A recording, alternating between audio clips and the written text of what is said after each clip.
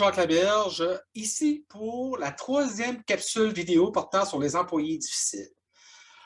Aujourd'hui, je vais définir différents comportements qui obligent le gestionnaire à intervenir. Je les ai divisés sur différentes thématiques. La première thématique qu'un gestionnaire doit contrôler, c'est au niveau de la communication. Les employés qui communiquent mal, les employés qui, pour différentes raisons, coupent la parole dans la réunion, des personnes qui sont à l'écoute d'elles-mêmes, qui n'écoutent vraiment pas lorsqu'on parle, ben, ça mérite une intervention. Évidemment, ce n'est rien, c'est rien de dramatique. Ce n'est rien de dramatique. Il faut donc intervenir et corriger ces comportements-là parce qu'une personne qui n'écoute pas est plus susceptible de commettre des erreurs et de perdre du temps. Donc, ça a un coût pour l'équipe. Autre thématique, les attitudes qui ne doivent pas être tolérées au sein d'une équipe de travail. Les personnes qui savent tout, que juste eux autres qui ont la vérité infuse. C'est une problématique. Les personnes qui sont anarchistes ou contestataires, des gens qui remettent toujours en question l'autorité. C'est excessivement fatigant pour un gestionnaire de toujours se faire challenger par un employé. Et si on le redresse pas, ce petit côté anarchiste peut se répandre sur le reste, peut contaminer le reste de l'équipe, si j'ose dire. Les négatifs, les gens négatifs, le genre de personnes qui gagneraient 5 millions à l'auto puis qui seraient déçus parce que la semaine avant, c'était 10 millions qu'il y avait, qu'il y avait à gagner. Donc, les personnalités négatives, si on les isole pas, on les redresse pas, ils vont tirer votre équipe vers le bas, vers le négativisme. Il faut donc intervenir impérativement avec ces gens-là. Les flagorneurs, les gens qui vous flattent, excusez l'expression très québécoise, mais qui vous flattent dans le sens du poil. Bon, ces gens-là vous mentent ou carrément enjolivent la situation pour se faire bien voir de vous. C'est difficile d'avoir des confiances dans ce genre de personnes-là qui ne sont pas capables de challenger positivement leur gestionnaire. Donc, c'est une chose à corriger. Le job d'un fonctionnaire, pas d'un fonctionnaire, mais d'un gestionnaire, c'est pas de se faire dire qu'il est beau, qu'il est fin, qu'il est gentil. C'est d'avoir l'heure juste, d'avoir les rapports, d'avoir les données du terrain qui vont lui permettre, lui, de prendre des bonnes décisions. Ensuite, on a les gens qui prennent leurs collègues de haut. On avait tantôt les gens qui savent tout, mais on a les gens qui vraiment, là, leurs collègues, c'est presque tous des incompétents. Ils vont travailler en silo. C'est des gens qui nuisent à la bonne marche de l'équipe. Il faut donc les recentrer et les ramener sur l'objectif commun que c'est l'équipe de travail avant tout. Autre problématique, les grugeurs de temps. Des gens qui perdent leur temps, qui viennent parler, qui viennent prendre des discussions, qui ne sont pas focus sur leur objectif, sur leur travail, et qui, en plus de perdre leur temps, contribuent à vous faire perdre votre temps, vous comme gestionnaire, et fait perdre le temps de ses confrères et consorts de travail. Donc, c'est des gens qui ont un impact majeur sur la productivité. Il faut les redresser. Évidemment, l'incivilité au travail. Ça peut être facilement réglé par un code de civilité où ce que vous définissez les comportements qui sont acceptables, les façons de communiquer qui sont acceptables. Mais quelqu'un qui crée près d'autres employés, quelqu'un qui envoie promener un confrère ou une consoeur de travail, ben, c'est inacceptable parce que ça a un impact sur le climat du travail et ça peut amener justement à détériorer ce climat de travail-là et avoir un impact autant sur le climat de travail que sur la fidélisation des employés. Autre point, les passifs agressifs, des gens qui sont subitement, qui piquent leur, excusez l'expression, qui pètent leur coche pour différentes raisons, comme ça.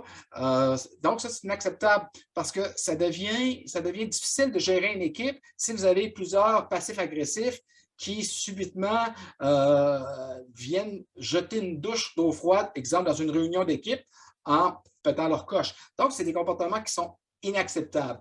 Dernier comportement au niveau des attitudes, les fouineurs, ce que j'appelle les fouineurs indiscrets, le genre de personnes qui répandent des rumeurs, qui aiment beaucoup parler de leurs confrères et consorts dans le dos, des gens qui ont des fois qui dépensent plus d'énergie à être au courant des dernières rumeurs que d'investir dans la qualité de leur travail.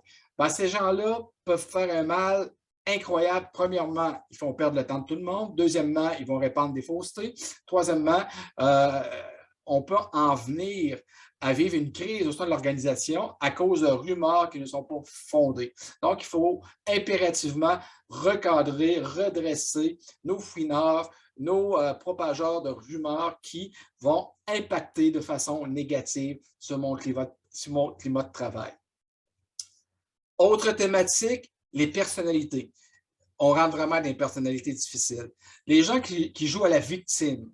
Dès que tu essaies de faire un commentaire, une critique sur leur travail, ouf, leur vie est donc difficile, ça va donc mal à la maison, l'univers est contre eux. Ben, je m'excuse, mais c'est pas votre faute si l'univers est contre eux. Là. Et ces victimes-là ont effectivement un impact. Si on les laisse aller, bon, c'est certain que c'est des gens qui vont être moins productifs. C'est des gens qui sont généralement pas très jojo, pas très optimistes. Donc, ça a un impact. Il faut donc travailler avec ces gens-là pour changer leur façon de voir les choses. Ça nous amène aussi des psychorigides, des personnes qui sont fermées à tout changement, des personnes que dès que tu veux déplacer un petit crayon sur un bureau, ben, c'est une crise majeure que ça ne se fait pas. Donc, ces personnes-là doivent comprendre qu'une entreprise, c'est évolutif, c'est un organisme vivant qui est constamment en gestion du changement. Ces gens-là, les psychorigides, vont retarder, vont freiner la progression de l'organisation en voulant conserver les choses telles quelles, vivre dans le passé, si j'ose dire. Donc, c'est un autre comportement qu'un gestionnaire doit attaquer et casser dans la mesure du possible. Évidemment, il y a le lunatique, la personne qui est partout sauf présente ici à son travail. Tu mentionnes des choses, tu lui dis des choses, puis elle ne s'en rappelle jamais.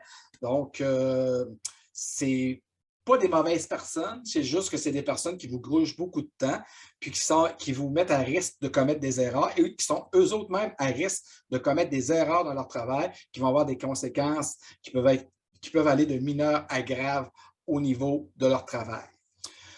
On a aussi les gens qui, ça c'est un peu plus grave, qui s'en foutent carrément. Ils sont là pour le salaire, ils sont là pour des raisons alimentaires. Pour ce qui est du reste, bof, on s'en fait. Hein? Tu sais, les gens qui rentrent, ils commencent à 8 heures, sont là à 8 heures pile, ils finissent à 5 heures, ben à 5 heures moins 5, ils sont dans la porte, ils sont prêts à quitter. Ben ça, c'est plus difficile de travailler avec ces gens-là parce que il faut les encadrer. C'est sûr que ces personnes-là ne deviendront jamais des personnes hyper performantes, mais il faut au moins essayer de relever d'un ou deux niveaux leur niveau de performance et surtout de les amener à une certaine imputabilité face à leur travail. Vous avez effectivement une des plus dangereuses dans une organisation, les manipulateurs. Un petit peu comme le fait Gardner, mais manipulateur peut être dangereux. Il y a toujours de la manipulation dans une entreprise. Nous, comme gestionnaire, on utilise la manipulation dans certains cas. Mais il faut comprendre qu'une manipulation en gestion ou une manipulation qui peut se faire au détriment d'une personne, au détriment de son bien-être, c'est deux choses très différentes. On ne tolère pas les tentatives de manipulation qui ont pour but de perturber les opérations. Donc, un employé qui essaierait de vous manipuler, c'est inacceptable. Un employé qui essaierait de manipuler son équipe de travail, c'est inacceptable. On ne peut pas tolérer ça. C'est difficile de détecter un manipulateur, mais il faut être à l'écoute des signaux faibles de la manipulation parce que sinon, ça a un coût énorme sur notre climat de travail. On a aussi le contrôleur, la personne qui veut tout contrôler, qui est incapable de déléguer, qui fait du micromanagement surtout.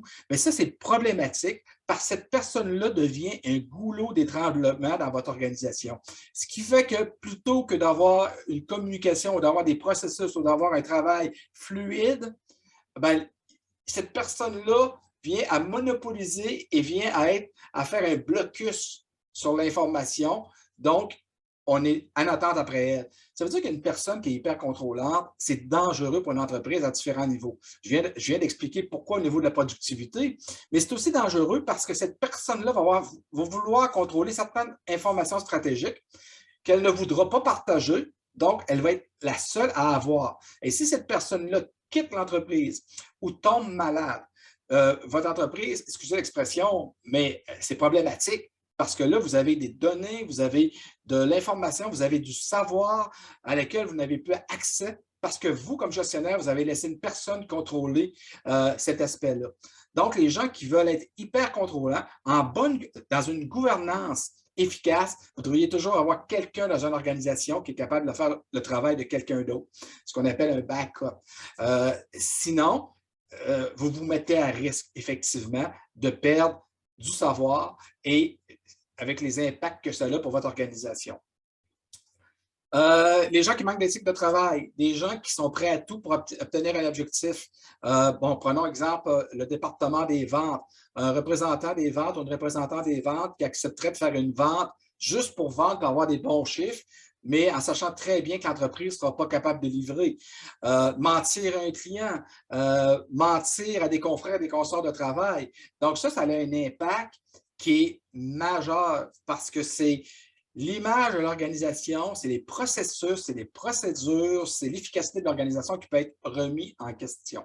Donc, on ne peut tolérer un manque d'éthique et ça doit être défini au niveau des valeurs et la mission de l'organisation, particulièrement les valeurs surtout, là, qui doivent définir les comportements qui sont acceptables ou inacceptables en organisation. Et dernier point, au niveau des personnalités, les gens égocentriques. Les moi. Effectivement, c'est des personnes qui vont avoir de la difficulté à faire passer l'équipe avant leur bénéfice personnel.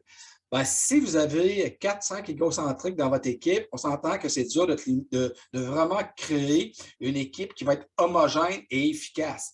Donc, il faut qu'on amener à ces gens-là à être plus collectifs. Une façon de le faire, c'est avec des indicateurs de performance, avec les récompenses qu'on va donner. Si les récompenses sont orientées sur les résultats d'équipe ou sur les résultats individuels, bien, ça va avoir un impact chez les égocentristes. Il faut donc être capable, les égocentristes plutôt, il faudrait être capable de ramener ces gens-là sur un but commun plutôt que sur leur but personnel. Dernier point, dernier thème, l'organisation du travail. Donc, le respect des échéances. Les personnes qui ne respectent pas les échéances, ben c'est plate, mais ils mettent tout le monde dans la merde parce qu'ils retardent les processus, retardent les projets, retardent la sortie, la finalisation des commandes. Donc, ça peut avoir un impact sur les clients. On peut même se mettre à risque de perdre des clients. Donc, c'est inacceptable. Il faut donc avoir un contrôle et rendre les employés imputables de leur travail. Et quand un employé s'engage, ben, c'est à lui de livrer à partir du moment qu'il s'est engagé. Le travail en silo, j'en ai parlé un petit peu tantôt, mais le travail en silo, autant pour un employé que pour un département, parce que des fois, dans une organisation, ce n'est pas juste l'entreprise qui travaille en silo, c'est un département. Si un département, mettons, d'informatique ne communique pas avec les autres départements, ils font des changements qui impactent les autres départements, ben OK, ils ont peut-être résolu une problématique, mais ils en créent d'autres.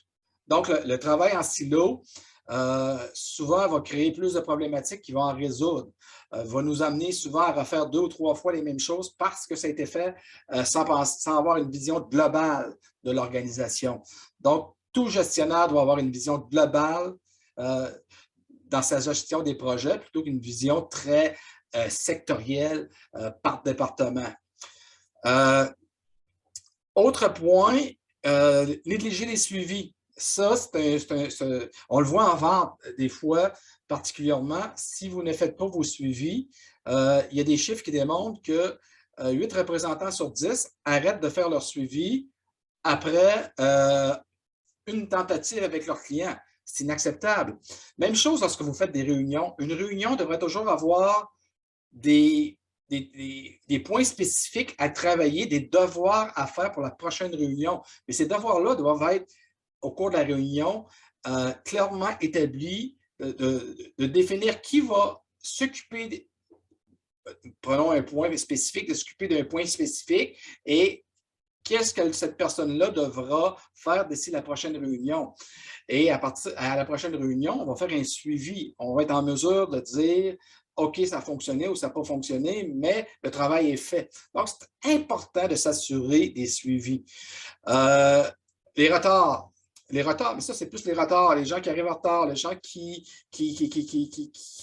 arrivent en retard aux réunions, qui arrivent en retard au travail. Bien, ça a un impact. Quelqu'un qui est en retard de 5 minutes à une réunion, puis il y a 8 personnes qui perdent 5 minutes, bien, c'est 40 minutes. C'est pratiquement 1 heure de productivité. Si on considère, je ne sais pas si votre entreprise a calculé le coût de revient, comment chaque employé rapporte à l'organisation. Mettons que vos employés rapportent 200 de l'heure à l'organisation.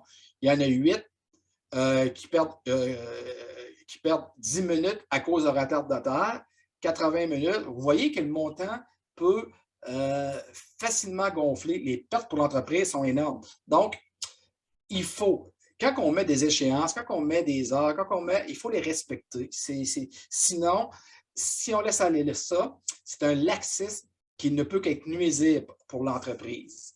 J'ai dit tantôt que c'était le dernier point, mais c'est faux. Je vous ai montré une petite menterie. Il reste les comportements graves qui amènent souvent un congédiement, mais qui obligent un gestionnaire à faire des interventions fortes lorsque la problématique se présente. Ouais, utiliser des ressources de l'organisation pour son bénéfice personnel, c'est inacceptable. Frauder, voler l'organisation, c'est des cas de congédiement. Le manque de loyauté envers l'organisation, ça aussi, même le manque de loyauté face à son équipe de travail, c'est des choses qui sont inacceptables. La violence sur les lieux de travail, le harcèlement psychologique, le harcèlement sexuel, les sociopathes, ça, c'est des choses qui sont tolérance zéro dans une organisation. À partir du moment qu'on a conscience qu'il se passe une action inacceptable, il faut intervenir.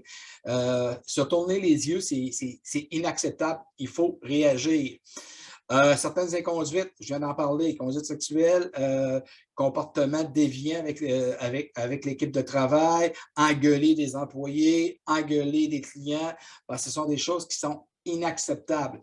Donc, lorsqu'on dit que le travail d'un gestionnaire d'équipe de travail est complexe, on vient juste de voir une partie du travail qui est la gestion des employés difficiles. Et vous voyez le nombre d'occasions que gestionnaire peut avoir à intervenir dans le cadre de son travail. Il faut le supporter, il doit être supporté par son organisation. Les gestionnaires doivent être supportés par les ressources humaines, par leurs supérieurs hiérarchiques. Sinon, ça affaiblit l'entreprise au complet. Si vous avez des questions, si vous aimeriez savoir comment on traite, comment on réagit avec toutes les personnalités, j'ai une formation qui s'adresse aux entreprises sur la gestion des employés difficiles. Je vous invite à consulter mon site internet jacquelaberge.ca ou communiquer avec moi par téléphone au 418-254-2979 ou de la région de Montréal au 514-980-2979. Merci d'avoir visionné cette vidéo.